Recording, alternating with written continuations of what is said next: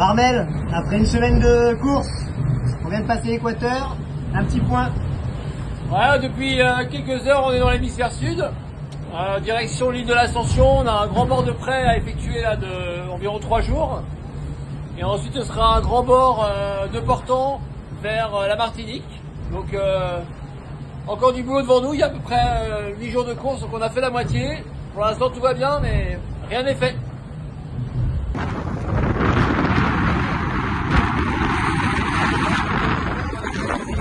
C'est un bord un peu monotone, on va dire, parce que pour l'instant, il n'y a pas de changement de bord ou de stratégie particulière depuis hier, mais voilà, on essaie de jouer sur les réglages avec le vent qui finalement est très instable en force notamment.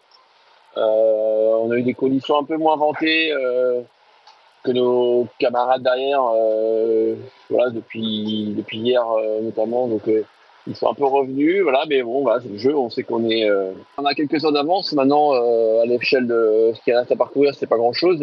Maintenant, ce que je disais effectivement, c'est que on joue un peu sur les réglages avec le vent qui évolue pas mal en force dans la journée, et on a l'impression quand même qu'on a perdu un petit peu de terrain par rapport à eux parce qu'on a sûrement eu un peu moins de vent les dernières heures, voilà, et du coup, bah, on le sait que c'est le jeu, on est quand même à plus de 100 000 d'écart, donc on n'a pas forcément la même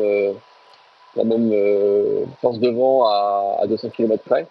Ça fait vite quand même une distance de 200 km, donc il faut accepter, c'est le jeu, hein. On sait que ça peut faire l'accordéon dans un sens ou dans l'autre. Donc là, c'était plutôt tendance pour eux à revenir.